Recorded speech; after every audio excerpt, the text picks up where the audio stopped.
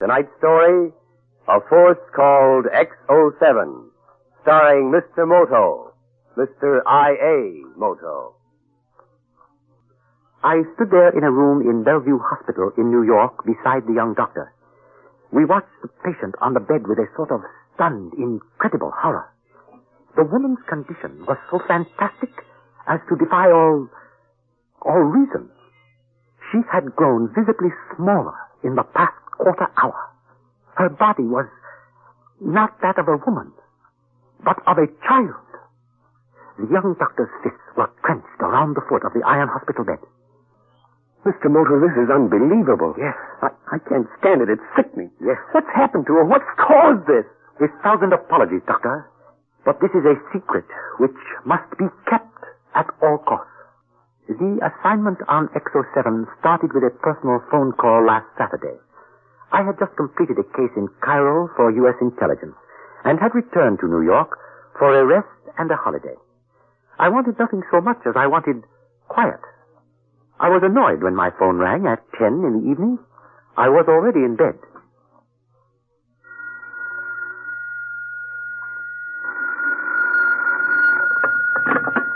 Hello? Mr. Moto?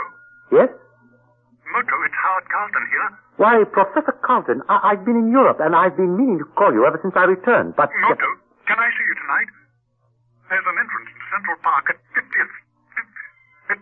There's an entrance into Central Park at 5th Avenue and 90th Street. Can you be there in half an hour? You mean outside?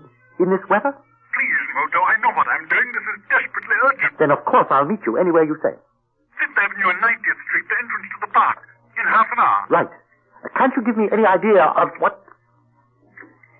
Hello? Hello? Who is there can make muddy water clear? But if left alone, it will become clear of itself. Professor Howard Carlton was head of the physics department of one of the greatest universities in the world. I met him first in Hong Kong many years ago, and I think I can say we each treasured each other's friendship. I took a cab to 5th Avenue and 90th Street. Drizzling rain made murky globs of the streetlights. At my right stretched the park, barren, deserted, and so very dark. The occasional taxi hurried by, as if anxious to get away from the black wetness of the night. Suddenly, out of the mist, I recognized Howard Carlton's massive body. He was wearing a raincoat and his hat was pulled down over his face. His walk suggested one thing: fear. I say, Moto, this is awfully decent of you. Howard, what is this all about? Why must we meet outside in this wretched weather? Surely there must be... Wait, what is it? I may have been followed. Let's go out into the park a bit. We can sit on one of the benches there.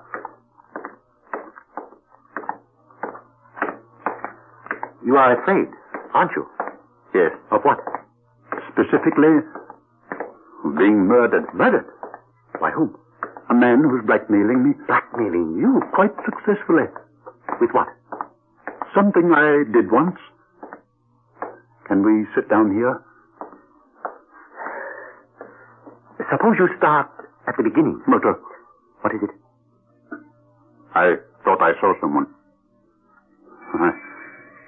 I'm afraid I'm in a complete funk.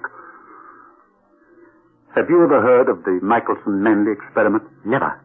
Well, as you know, I'm not only head of the physics department at the university, I'm also in charge of the Manhattan Atomic Research Foundation. Yes.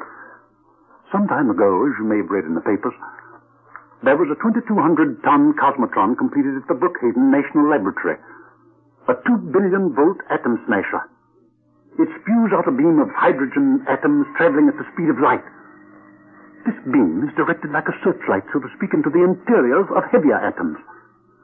The cosmotron at Brookhaven is, shall we say, the climax of man's struggle to harness the power of matter. We are here perhaps to discuss physics? I'm trying to say that we've invented a weapon. We? My assistant and I. At the foundation? Yes. An atomic weapon. Dr. Bradley, he's my assistant, started working with a degenerate form of radium known as radium-E some 10 years ago. It was to be a cure for cancer. The Atomic Energy Commission realized it had other possibilities. Only Dr. Bradley and I worked on the final phase of it. Now we've finished. Go on. Well, the weapon, it's very simple. It's portable, light, and so deadly. It's like having 1,000th part of an atom bomb in a light bulb. Only George Bradley and I are in possession of the complete plans. And now I'm being blackmailed. For what? 27 years ago at Oxford University, I joined the Communist Party. I see. In those days, communism was rather fashionable. I talked the usual nonsense of an undergraduate, and then, as one must, if one has any maturity at all, I grew out of it. I forgot it. I got into science. I also forgot something else. What? I forgot to resign from the party officially. A man named Sergei Velenkov threatens me with exposure. I am either to turn over the secret of X07 to him. Meaning to Russia? Yes. Or be exposed as a member of the English Communist Party. And is there any choice? My dear chap, of course there's no choice. I told Velenkov to do as he liked, that I was going to the FBI. And? He's tried to kill me 3 times in the last 48 hours. I see. Now there's where you come in. I want to go to Washington. X07 must be dealt with on the highest level. Your job's to see that I get to Washington alive. Nobody knows we met tonight. Get 2 tickets on a plane to Washington tomorrow afternoon. I shall call you in the morning from a police station somewhere. And now, for heaven's sake, give me a cigarette. Yes, of course. Here. Thanks. Isn't there some way we can do this without ruining your career? X07 is more important than a career, mine or anybody else's. Have you a match? I have a lighter somewhere. Yes, here it is. Thanks. Howard, your hand. Put out that lighter. It's just the first finger. It was exposed to X07 in an experiment. I shall have it amputated. The weapon is capable of that. My dear fellow, that's what I'm telling you. X07 makes the atom bomb as obsolete as a sailing ship. That's why. Oh, Howard! From somewhere in the darkness of the park, a bullet brought instant death to one of the most brilliant minds of our generation. Howard Carlton fell forward to the wet, cold pavement. I took his right hand in mine and felt the tiny, hard, withered forefinger. The finger not of a man, but of a baby. My first impulse was to call the police. Then I thought better of it. Nothing could bring back the life, and there was too much at stake to risk publicity. I left my friend unattended in death and hurried home to my apartment.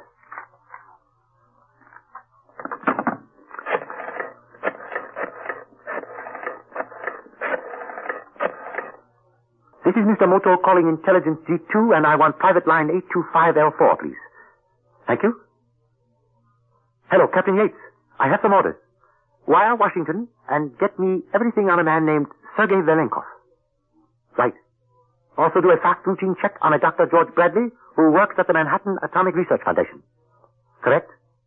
I will be in your office tomorrow morning at 9:30. I would like this information to be there, too. Thank you, Captain Yates. Truly, the security of the state rests in the hearts of its citizens. The dossier on Velenkov was airmailed from Washington last night, Mr. Moto. Thank you, Captain Yates. George Bradley's file is negative.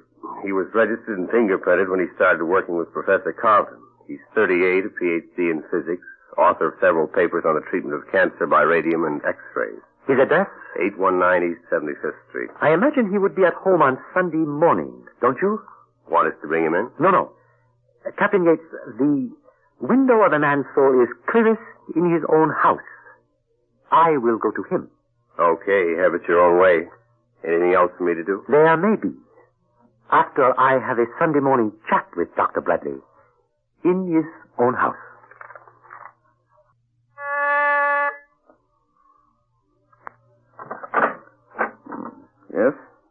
You are Dr. Bradley? Yes. I am Mr. Moto. Mr. I.A. Moto. Central Intelligence. May I have a moment of your time? Well, certainly. Come in. Thank you so much. Sit down, won't you? You are most kind. Ah, the crossword puzzle in the Times. A so stimulating pastime for agile brains. Sometimes mine isn't agile enough. I've given up on this one. I am glad to see that you are neither rare, like jade, nor common, like stone. I shall trust you. I believe you work with Professor Howard Carlton? I do. Do you know that he is a communist? What? Yes. Well, you're joking. No. I don't believe it. Disbelieving the truth will not make it any less true, Dr. Bradley. I believe you have invented a weapon called X07. Do you mean he told you? Why, is he out of his mind? My dear Dr. Bradley, I am working for U.S. intelligence. But X07 is absolutely top secret. I know that. Then why ask me? It is a weapon. The simplest and most deadly weapon man has ever found, and I hate it. Indeed? Why? Because I hate war. Ah, yes, quite so. Tell me, have you ever heard of a man named Sergei Valenkov? No. Why? He was blackmailing Professor Carlton. Why? He is blackmailing Professor Carlton. If you either meet or get a letter from a man of this name, you will get in touch with me at once. Certainly. Valenkov. Remember it. Yes, I will. Thank you so much for seeing me. Well, I'm afraid it hasn't been of much use, but you're welcome. Sometimes one allows oneself to do things purely because they are pleasant. Good morning, Dr. Bradley. Valenkov, you can come down now. He's gone? Yes, come downstairs. Most of the conversation I could hear, and it reassures me. I never met a communist yet who didn't have a blind spot. That little man is as dangerous as a keg of nitroglycerin. But, George... Shut up, let me think. Yes. I'm sure he knows Carlton is dead. He said was blackmailing Professor Carlton. He said was, not is. He used the past tense. You're sure Carlton wasn't alone when you shot him? I'm positive. Then Moto was with him. To see was an impossibility. It was only since Carlton lit a cigarette I could shoot at all. Oh, we shouldn't have killed him. But, Georgie, he with his own words told me he would report our little blackmail to the FBI. We could have done something, locked him up. Listen. Yes? The plans for X07 are already on microfilm. Yes. Then have the operation now. This surgeon, can you trust him? He's high in the party. Well, that's no recommendation. So are you. Georgie, I will not allow you to insult. You do as you're told. You know why I'm doing this. I'm doing this to try to stop a war. Whether I'm right or wrong, you'll do things my way or not at all. Of course, Georgie. There is no need for the temper, the anger. Get your surgeon to come to the house tonight if he can. Unless you get out of America in 48 hours, you won't get out at all. What's this operation involve? It is of the most simplicity. The microfilm plans are placed in a sterile plastic capsule. Inside my body, the capsule is secreted. There is no danger. But there is also none of the ridiculousness of customs. One cannot, after all, declare an appendicitis. When will you be able to travel? In 4 days. 2 days. No. Look, Valenkov, the American eagle may not be as bad-tempered as the Russian bear, but if you ruffle his feathers once too often, he'll claw your guts out and throw them in your face. The eagle's mad now, so don't take any chances. It's got to be 2 days. Today is Sunday. Now, on Tuesday night, you'll take off to Rio. Once in Rio, you can make your own plans for getting to Paris and then to East Berlin. Tuesday, I will still have the pain from the walking. Well, just be a big, brave communist and you'll manage. I intend to give New York a little demonstration of X07 a couple of hours after you take off. It'll kill a few thousand people, but the rest will stop and think. Now get that surgeon over here to open up your fat belly. Sometimes I wonder, Georgie, if we are flanked. Don't wonder any more when not. Please, no hard words. Come and eat the chachi. I made it myself, with wine. Come in. Mr. Moto, I didn't expect you back this morning. I have just been to Dr. Bradley's house, Captain Yates. Did the dossier on Valenkov arrive? Yeah, just after you left. Here. Thank you. Alexei Sergei Valenkov, born 1899, Magnitogorsk, Russia. Father Russian, mother Egyptian. Wait. What? But of course I should have known. Huh? Captain Yates, I want 3 men to guard Bradley's house on 75th Street 24 hours a day, beginning this moment. Mind telling me why? Let us say it is a suspicion of the Oriental mind. Nuts. You were born, brought up in San Francisco. You're as American as I am, so don't try being Eastern mysterious. Not with me. The bluntness of the oak is more to be admired than the sharpness of the sickle. Meaning I'm dumb? No, my friend, not at all. I want guards on Bradley's house for two reasons. One, I think he knows Carlton is dead. I made a remark to the effect that Carlton was being blackmailed. Bradley picked me up on the 10th, is being blackmailed, he said. Since the Carlton murder has been kept absolutely secret, how would Dr. Bradley know? That checks. What's the other reason? Chachi. Again, please? Cabbage soup. Cabbage soup? When cabbage soup is made with sauterne, it becomes chachi. It is practically a national dish where Valenkov was born. Magnitogorsk is famous for it. Like a circus for hot dogs. I smell chachi in Dr. Bradley's house. I suspect that Sergei Valenkov will be arriving soon for luncheon. And if he does? Arrest him. On what charge? With suspicion of murder. Anything else? Detain anyone entering or leaving the Bradley house. Bring them down here for questioning. Including Bradley? No. Let him go and come as he pleases. Right. Is that all? You will be so kind, Captain Yates, as to report to me at my apartment tomorrow at noon. Come in, Yates. The door is unlocked. Well, here I am, right on the dot of noon. Punctuality, Captain, is the virtue of the strong. Now, what about this surgeon? Well, he went to Bradley's house last night. He was in there almost 2 hours. We picked him up when he left. He seems to be on the level. Bradley has migraine headaches. Indeed. The funny thing is, the surgeon guy wants to go to jail. Why? I don't know. At first, he refused to come down for questioning. My man got a little insistent. The surgeon took a swing at him. So we booked him now for assault and resisting a police officer in the line of duty. He doesn't want bail. He says he'll arrange for bail Wednesday morning. Wednesday morning? Yeah. I wonder why. Search me. Captain Yates, a man who will not fight injustice is hiding guilt. Could be. Bradley went out this morning at 8 o'clock. He came back at 11:15 carrying a large package. You did not molest him. You said not to. You were right.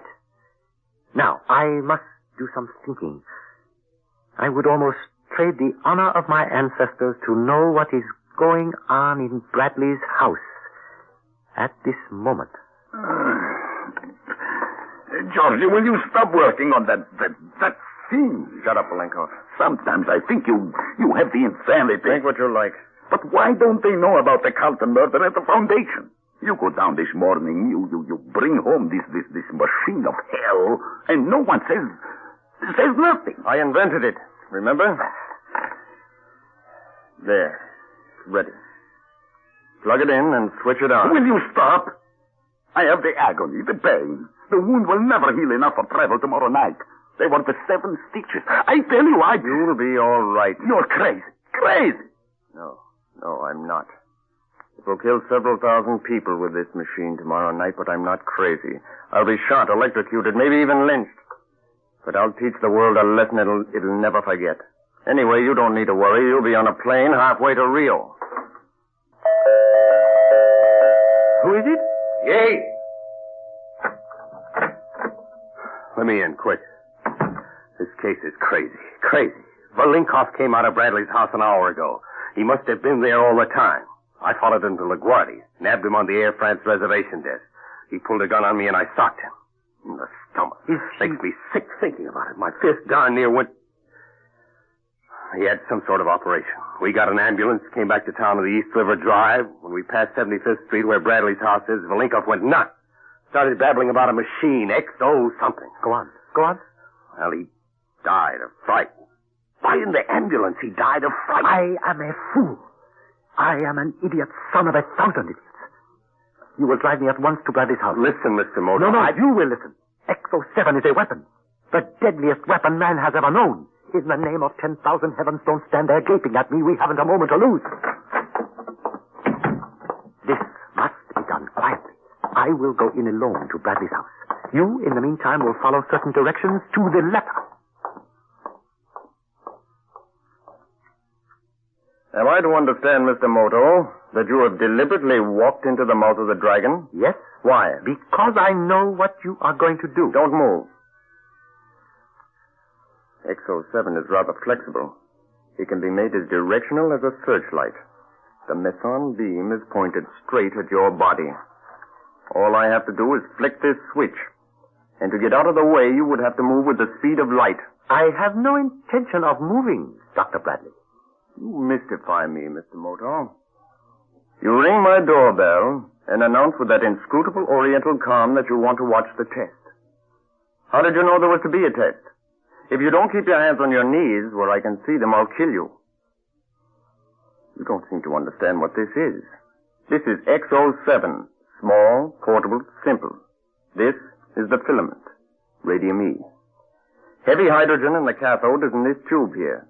The meson beam is very weak, but it can split the hydrogen atom. Meaning? Why do you keep looking at your watch? Are the police waiting outside? Do you think they can rush in with guns and stop me? I realize now that they cannot. Then relax, but keep your hands on your knees. The mouth of the tube is now pointing straight down through Mrs. Hanley's apartment. It takes a moment to warm up.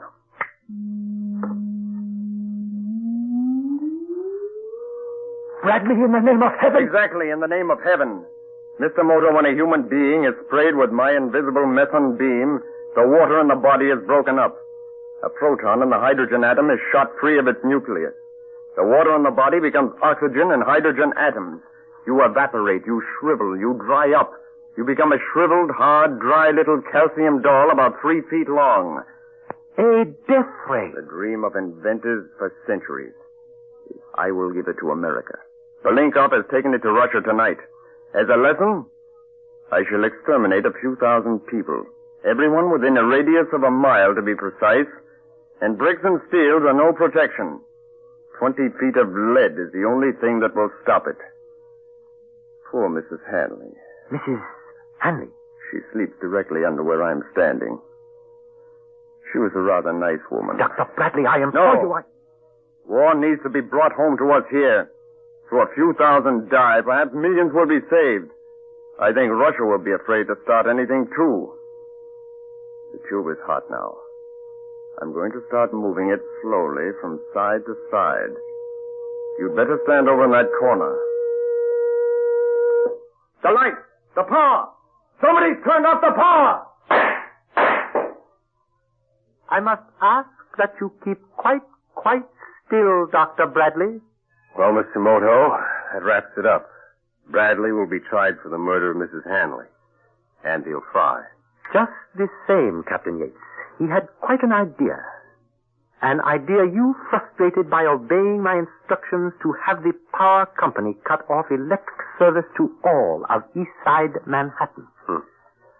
Bradley was nuts. No, Captain Yates. He had an ideal.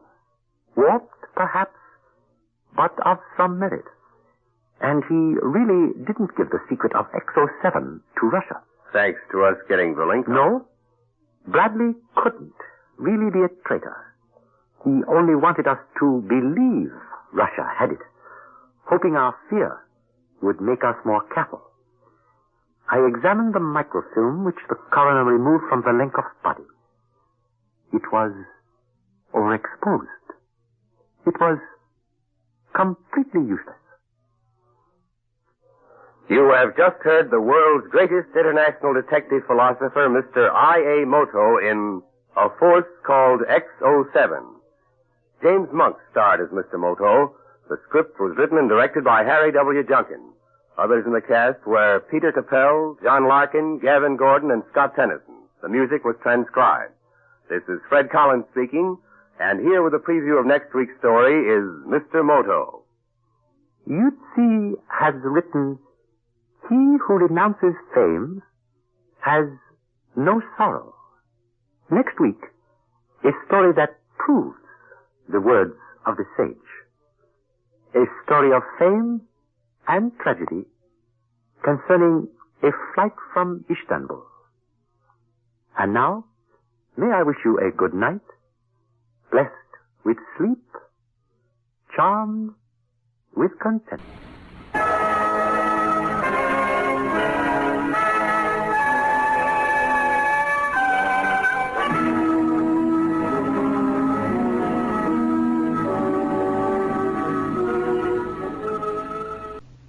James Monk starred as Mr. Moto. The script was written and directed by Harry W. Junkin, produced by Carol Irwin.